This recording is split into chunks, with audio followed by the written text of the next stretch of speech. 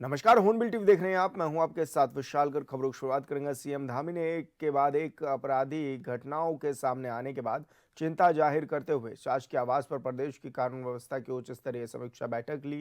इस दौरान अधिकारियों को सभी प्रकार के अपराधों पर तत्काल मुकदमे दर्ज करने और आपराधिक के खिलाफ कठोर कार्रवाई सुनिश्चित करने के भी निर्देश दिए हैं। सीएम ने अधिकारियों को आदतन और संगठित अपराध में संलिप्त अपराधियों पर सख्त निगरानी रखने और ऐसे तत्वों की पहचान कर उनके खिलाफ विधिक प्रावधानों के तहत कार्रवाई करने के भी निर्देश दिए हैं। थानों और चौकियों की कार्यप्रणाली को और अधिक सुदृढ़ किए जाने और संवेदनशील क्षेत्रों में गश्त और निगरानी बढ़ाने के भी निर्देश सीएम ने दिए हैं।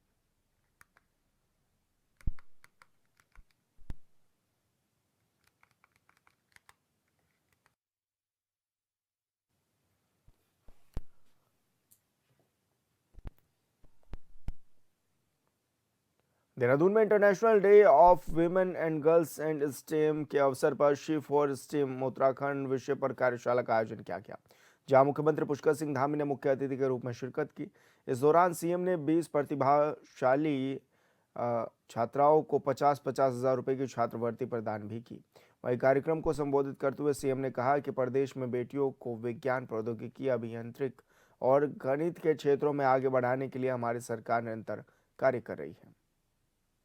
जो दूरस्थ क्षेत्र हैं, सीमांत क्षेत्र हैं, वहां भी साइंस और टेक्नोलॉजी और इनोवेशन को बढ़ावा देने के साथ साथ हमारी जो महिलाएं हैं उनको आधुनिक तकनीक से जोड़ने के लिए भी सार्थक प्रयास किए जा रहे हैं। इसके अलावा आज हम छात्राओं को करियर संबंधी सहायता उपलब्ध कराने के लिए एआई आधारित क्यूरी चैटबॉट का शुभारंभ भी यहाँ पर कर रहे हैं। मैं इस कार्यक्रम को आयोजित करने के लिए इनमोवी विज्ञान शाला इंटरनेशनल, यूकॉस्ट एवं Uttarakhand science and technology university सहित सभी आयोजकों को, जिन्होंने भी इसका आयोजन किया है, उन सभी को साधुवाद देता हूं, जिन्होंने इस दूरदर्शी पहल को सफल बनाने में अपना महत्वपूर्ण योगदान दिया है।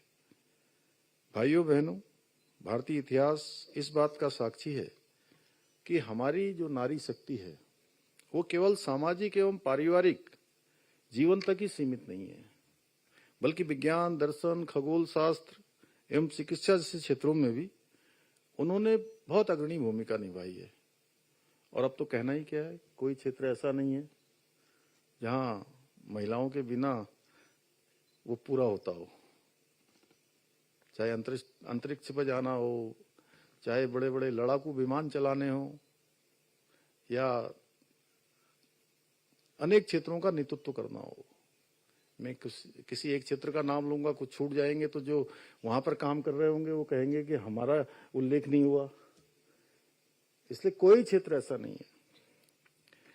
वैदिक काल में गार्गी और मैत्री जैसी विदुषियां दार्शनिक विमर्श में अग्रणी थी, वहीं लीलावती जैसी विदुषी ने गणित के क्षेत्र में विश्व को दिशा दी। चरक संहिता, सुश्रुत संहिता जैसे आयुर्वेदिक ग्रंथों के विकास में भी स्त्रियों के महत्वपूर्ण योगदान के उल्लेख मिलते हैं।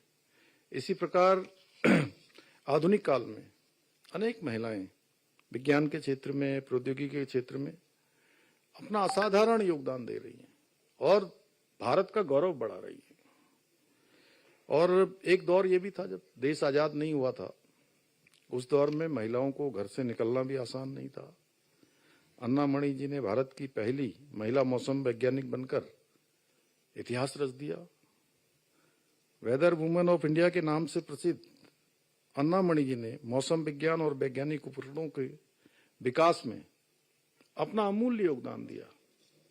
इसी प्रकार कमला सोहनी जी विज्ञान के क्षेत्र में पीएचडी प्राप्त करने वाली भारत की पहली महिला बनी और उन्होंने सिद्ध कर दिया कि प्रतिभा किसी बंधन की मोहताज नहीं होती है, उसको सीमाओं में बांध के नहीं रखा जा सकता है। और आगे बढ़ने की उनकी जो सीमा है वो अनंत तक है, यानी कि जहां तक जाना चाहे। और मुझे याद आता है, जब मैं अनंत की बात करता हूँ सुभी जी, स्वामी विवेकानंद जी मुझे याद आते हैं, उनका स्मरण आता है। उन्होंने कहा था कि मनुष्य क्या है कि अनंत ऊर्जा और अनंत शक्ति का भंडार है। उसको सीमाओं में नहीं बांधा जा सकता है। अगर वो सीमाओं में बचता है तो केवल अपनी सोच से बचता है।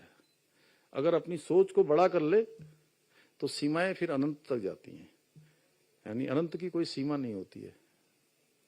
अगर मैं आप सबके बीच में कह रहा हूं तो हम सभी लोग अनंत तक जा सकते हैं, क्योंकि स्वामी जी ने सभी के बारे में कहा है।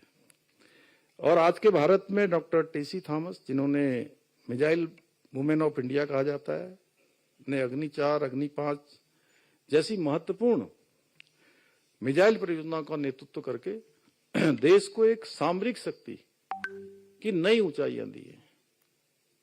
साथ ही रॉकेट वुमेन के नाम से प्रसिद्ध डॉक्टर रितु करदल, इन्होंने मंगलयान जैसी ऐतिहासिक मिशन की सफलता में अपनी महत्वपूर्ण भूमिका निभाई है और इसरो के अनेक अभियानों के माध्यम से भारत को वैश्विक मंच पर गौरव दिलाया है, यानी वैश्विक स्थान दिलाने में उनका बहुत महत्वपूर्ण योगदान रहा है। इन सभी महान विभूतियों का जीवन हम सबके लिए एक संदेश भी है और हमारे लिए प्रेरणा भी है कि जब मातृशक्ति को अवसर मिलता है तो न केवल अपना मार्ग बनाती है बल्कि पूरे राष्ट्र को नई दिशा देने का काम करती है।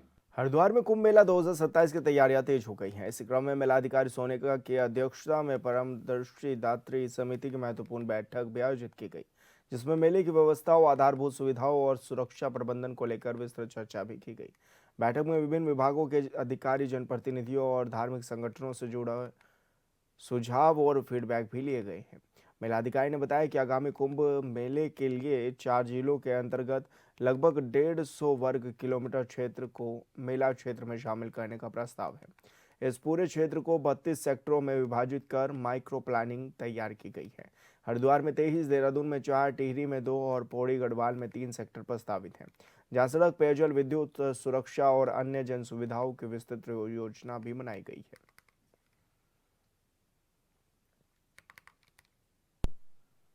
हमारी परामर्श दात्री समिति की बैठक थी और इसमें जितने भी हमारे स्टेक होल्डर्स हैं सभी को इनवाइट किया गया था और सभी से सुझाव लिए गए थे। जो कार्य हमारे द्वारा किए जा रहे हैं उनके बारे में हमने डिटेल में सभी को बताया और उसके बाद उस पर हमने फीडबैक भी लिए और क्या ऐसे काम हैं जो होने ज़रूरी हैं कुंभ से पहले, उसके बारे में भी फीडबैक लिए और सभी के द्वारा विस्तृत चर्चा की गई कि आगामी कुंभ को किस तरह से भव्य दिव्य। हरिद्वार में महाशिवरात्रि से पहले खाद्य सुरक्षा विभाग की बड़ी कार्रवाई जारी रही। दरअसल आयुक्त सचिव कुर्वे और अधिकारी मयूर दीक्षित के निर्देशन में सघन जांच अभियान चलाया गया।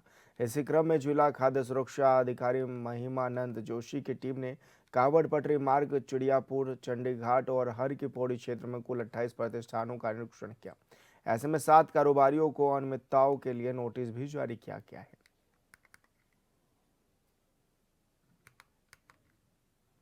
तो आपको बता दें कि खाद्य सुरक्षा विभाग की ओर से बड़ी कार्रवाई देखने को मिली है और ऐसे में ये भी देखा जा रहा है कि टीमों ने जगह जगह चेकिंग अभियान भी चलाया।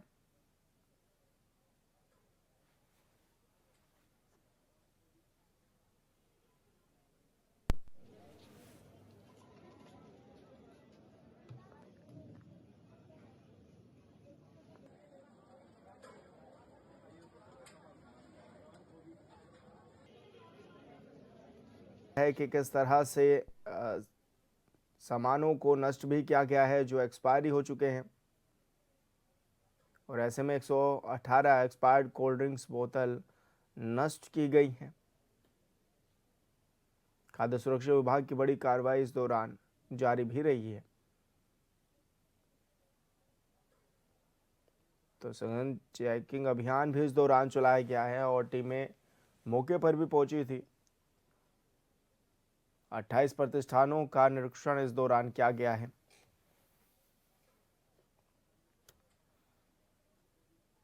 और 7 कारोबारियों को अनियमितताओं के चलते नोटिस भी जारी किया गया है।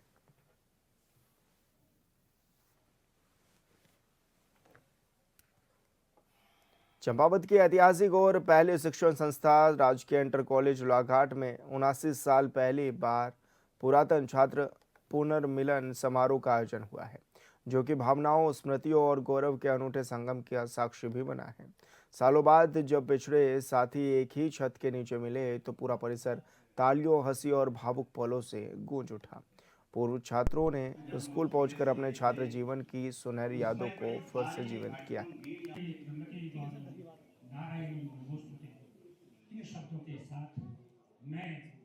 जो यानी पूर्व छात्र हैं, यहाँ से पढ़े हुए तमाम उपलब्धि भरे उन छात्रों का एक समागम, एक ही ऐसा कार्यक्रम हमारा पीएम श्री स्कूल के नाते यहाँ पर हमें ये प्राप्त हुआ था। उसके नाते, संयोजक होने के नाते हमने भी सोचा कि इस कार्यक्रम को एक बृहद रूप में अपने सभी जो हमारे दूर दराज में भी हमारे अभिभावक लोग हैं, हमारे पूर्व छात्र हैं, उन पुरातन छात्रों के साथ जो यहाँ उपस्थित हैं उनका एक नाता जोड़ा जाए सर, उनके संबंध फिर स्थापित किए जाएं और इस विद्यालय के प्रति उनका जो सम्मान, उनका जो प्रेम है वो यहाँ पर रहे। हम चाहेंगे कि इस मीट के माध्यम से, जो एल्यूमिनी मीट के नाम से यहाँ पर है, उस मीट में हमारे बच्चों के साथ भी उनकी उपलब्धियों को साझा करने के साथ इस विद्यालय के विकास के लिए भी उनका योगदान लिया जा सके और वो आपस में हमारे इस विद्यालय के लिए हमेशा के लिए और जुड़ते रहे। तमाम उपलब्धियां हमारे इस विद्यालय के पूर्व छात्रों ने उपलब्धि की हैं, जो देश विदेश में आज हमारे इस क्षेत्र का नाम रोशन कर रहे हैं। विकासनगर के धोलास क्षेत्र में Sheikh ul Hind education charitable trust की जमीन को लेकर अनियमित बिक्री और डेमोग्राफी चेंज के आरोपों ने हलचल मचा दी है। सीएम के निर्देश पर जिला प्रशासन ने त्वरित कार्रवाई करते हुए मौके पर संयुक्त टीम भेजी और भूमि की पैमाइश के साथ जांच भी शुरू कर दी है। जानकारी के मुताबिक ट्रस्ट को शैक्षणिक उद्देश्य के लिए ये भूमि आवंटित की गई थी। इस जांच का उद्देश्य है कि ट्रस्ट ने पूर्व में निर्धारित शर्तों का पालन किया या नहीं। प्रारंभिक जांच में ये पता चला है कि लगभग 20 एकड़ भूमि का विक्रय पहले 15 लोगों को बड़े भूखंडों में किया गया। इसके बाद इन्हें छोटे छोटे भूखंडों में सैकड़ों व्यक्तियों को बेच दिया गया। जमीन को कृषि भूमि के रूप में रखने की शर्तों का उल्लंघन होने की भी आशंका जताई जा रही है। वहीं एमडीडी ने पहले ही इस क्षेत्र में अवैध प्लाटिंग के खिलाफ सख्त कार्रवाई की है।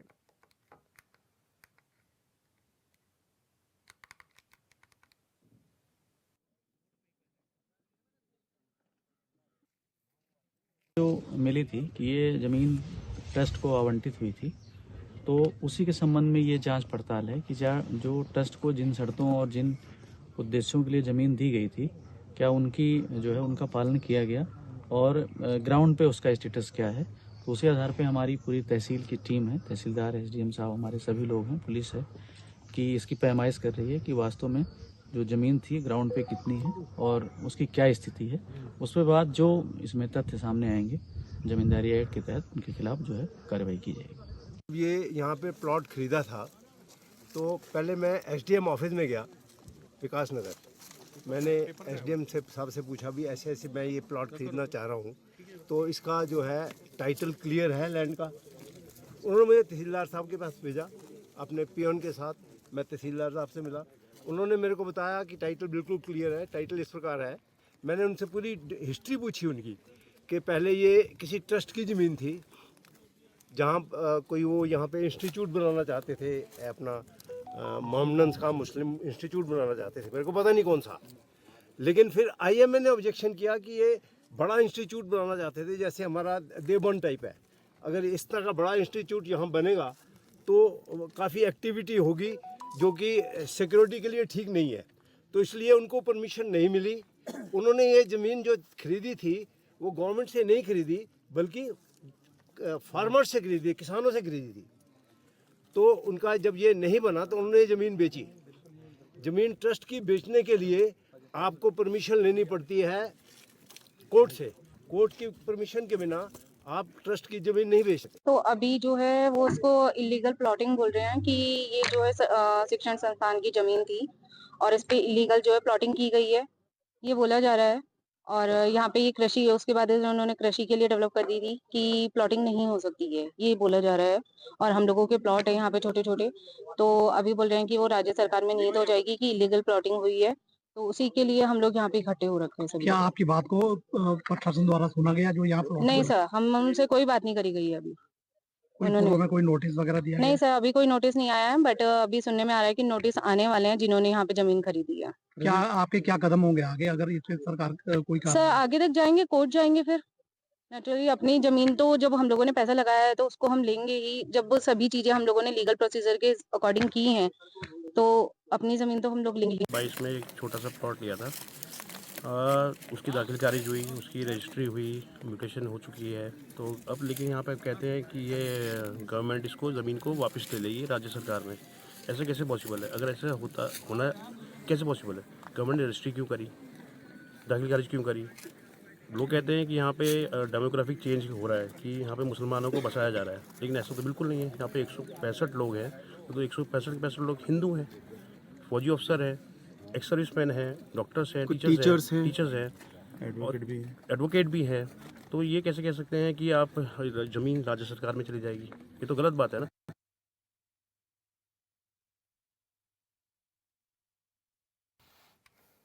तो आपको बता दें कि अब जांच पड़ताल भी लगातार जारी है, टीमें भी लगातार मुआयना इस क्षेत्र का कर रही हैं। तो वहीं जिन लोगों ने ये ज़मीनें खरीदी वो भी अब परेशान हैं और प्रशासन से गुहार लगाते हुए भी नजर आ रहे हैं। डेमोग्राफी चेंज के आरोपों को गलत बता रहे हैं। जमीन को लेकर डेमोग्राफिक चेंज के आरोप भी इस दौरान लगे हैं। और संवाददाता इलम सिंह चौहान हमारे साथ फोन लाइन पर जुड़ गए हैं। इलम, क्या कुछ जानकारी मिल रही है? किस तरह से अब लोग परेशान भी हैं और क्या कुछ अब मामले में कार्रवाई जारी है? ये जो कार्रवाई कल प्रशासन द्वारा ये सहसपुर विधानसभा क्षेत्र के बोलास में की गई है, यहाँ पर जो ये जमीन है ये एनडी तिवारी सरकार के समय में एक शैक्षणिक संस्थान के लिए दी गई थी।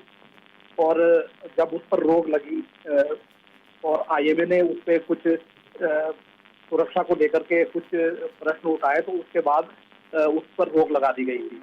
लेकिन बाद में जो उस भूखंड का जो स्वामी है उसके द्वारा उसके लिए कोर्ट में गया और फिर वहाँ से उसको जमीन को बेचने की, वहाँ से कोर्ट से भी उसको उस पे वो मिला हुआ है जिससे कि जो है इस जमीन को कृषि भूमि के रूप में आगे बेचा जाए। उसके बाद ये भूमि बेची गई है और लगभग 167 परिवार वहाँ पर जो है उस जमीन में जिन्होंने प्लॉट ले रखे हैं वो 167 परिवार है और अधिकतर उसमें जो है डिफेंस सेवा से जुड़े हुए लोग हैं, सैनिक पृष्ठभूमि के हैं, जो रिटायर्ड है, उन लोगों ने ये भूमि ले रखी है और पूरे टोटल वो हिंदू परिवार है।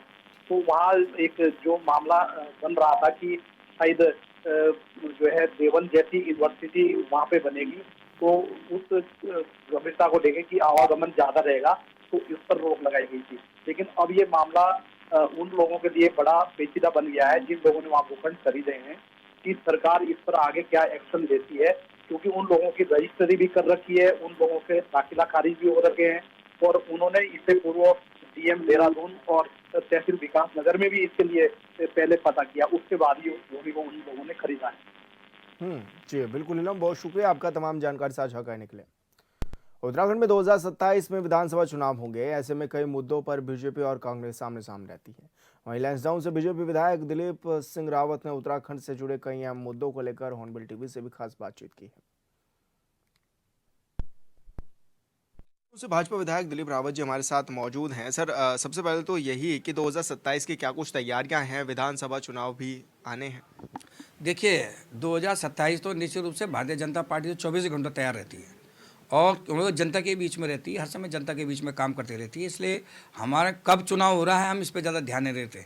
हम ये समझते हैं कि रोज़ जनता के बीच में कैसे रहा जाए, उनकी बातें कैसी सुनी जाएं, कैसे उनका निवारण किया जाए, इस पर रहते हैं। इसलिए हम लोगों के टच में रहते हैं, इसलिए हम रोज़ चुनावी मोड में रहते हैं। लेकिन सर, कोटद्वार में कहा जा सकता है कि पौड़ी क्षेत्र में सबसे मुद्दा जो गरमाया हुआ है वो अंकिता हत्याकांड का भी गरमाया हुआ है। हाल फिलहाल में महापंचायत भी हुई इसको लेकर, और तो क्या लग रहा है कि इस तरह के मुद्दे जो हैं वो नुकसान पहुँचाने का काम करेंगे?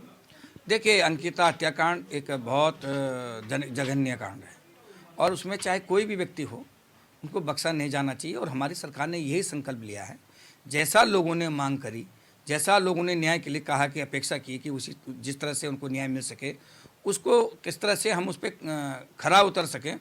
तो ये कसौटी जो खरा उतरने के लिए जो भी सरकार ने बन पड़ा वो सरकार ने किया।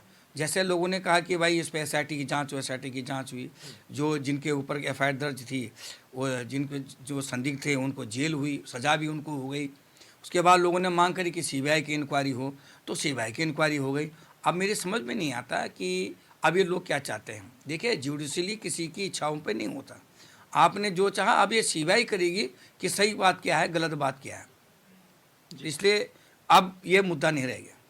लेकिन सर, कोटद्वार में बाबा शब्द का उपयोग होना और ऐसे में विवाद गरमाना, उसको आप किस तरह से देखते हैं? देखिए, बाबा शब्द का में विवाद नहीं था। विवाद तो ये समझो कि एक कांग्रेसी ने बजरंग के साथ झगड़ा किया और विवाद हुआ, और जानबूझ के कांग्रेस के लोगों ने इसको एक जानबूझ के धार्मिक उन्माद फैलाने के लिए जो है इसको धार्मिक लड़ाई का रूप दिया, अपने अस्तित्व बचाने के लिए। क्योंकि उनका मुँह हर समय अल्पसंख्यकों के पक्ष में रहता है निश्चित रूप से, और क्योंकि अल्पसंख्यक बहुत दिन से उनके से दूर जा रहे थे, तो उन्होंने कहा किस तरह से उनके बीच में अपने जगह बनाए, उसके लिए उन्होंने इस मामले को तूल दिया। लेकिन क्या सर, आपको लगता है कि जो दीपक था, वो मोहम्मद दीपक जो बना, वो कांग्रेसी था?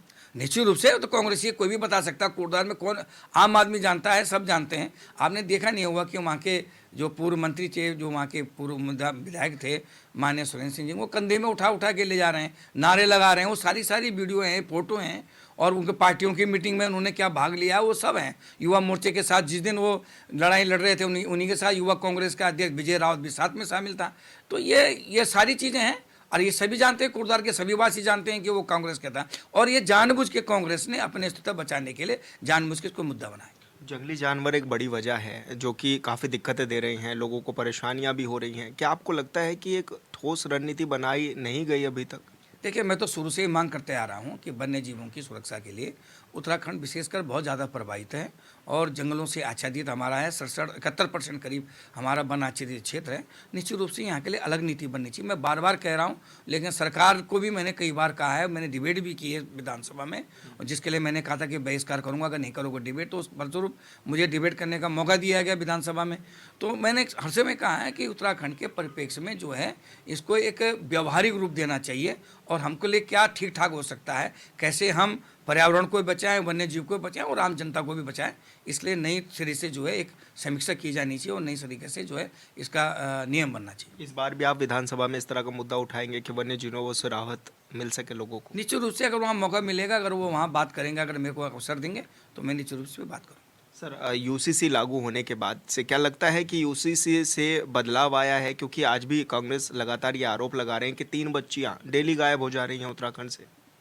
देखिए, मैं आपसे बता दूं कि यूसीसी एक उत्तराखंड नहीं बल्कि पूरे भारतवर्ष में एक अलग से एक नियम बना है, कानून बना है, और इससे नीचे बहुत सारे लोगों को, आप जब मुस्लिम बहनों से पूछिए कि उनको कितना लाभ हुआ है। और इसी रूप से जो धर्मांतरण है या कोई और चीज़ जैसी है जो समाज को कलुषित करने की बातें हो रही थी, वो सब के सब पे नियंत्रण हुआ है। तो मैं समझता हूँ, और जैसे हाँ, ये निश्चित रूप से अगर कोई लड़कियाँ गायब हो रही हैं जैसे आप कह रहे हैं, तो मैं समझता हूँ ये दुर्भाग्यजनक है, और सरकार को और कड़ाई के साथ इसकी व्यवस्था करनी चाहिए। पर्यटकों स्थलों पर किस तरह से आप लोग काम कर रहे हैं कि वहाँ पर जनसंख्या जो है वो और अधिक बढ़े? क्योंकि सिद्धबली कोटद्वार से आप भी बिलोंग करते हैं। किस तरह की मान्यताएं हैं और किस तरह से अब वहाँ पर पर्यटक बढ़ रहे हैं? देखिए, पूरे उत्तराखंड में कभी जब उत्तराखंड बनने से पहले पूरे साल भर में 5-7 लाख लोग आते थे। आज की तारीख में मैं समझता हूँ कि प्रतिदिन इतने लोग आते हैं, 5-7 लोग, 4 लाख 5 लाख लोग प्रतिदिन यहाँ पर्यटक आते हैं। और यही नहीं, हमारे सारे चाहे सिद्धबली धाम हो, चाहे केदारनाथ है, बद्रीनाथ है, जागेश्वर है, सब जगह पर्यटकों की संख्या बढ़ी है, करोली बाबा हैं, सारी जगह बढ़ी है। और सरकार ने दुगुना क्षमता का जो है व्यवस्था की, लेकिन आज 4 गुना ज़्यादा पर्यटक बन रहे हैं। तो ये हमारे सरकार की एक सफलता भी है कि पर्यटक के लिए जो काम किया जाना चाहिए, आकर्षित करने का जो हमने एक अभियान छेड़ा था, उसमें हमने सफलता पाई है, और मैं समझता हूँ कि और भी अच्छी व्यवस्था पर्यटकों के लिए की जाएगी। जी, धन्यवाद सर, हमसे बातचीत करने के लिए। दिलीप रावत जी हमारे साथ थे, जो कि राज्य के तमाम विषयों पर हमारे साथ बातचीत कर रहे थे। हॉर्नबिल टीवी के लिए देहरादून से विशाल। और फिलहाल इस बुलेटिन में इतना ही। आप देखते रहिए हॉर्नबिल टीवी। नमस्कार।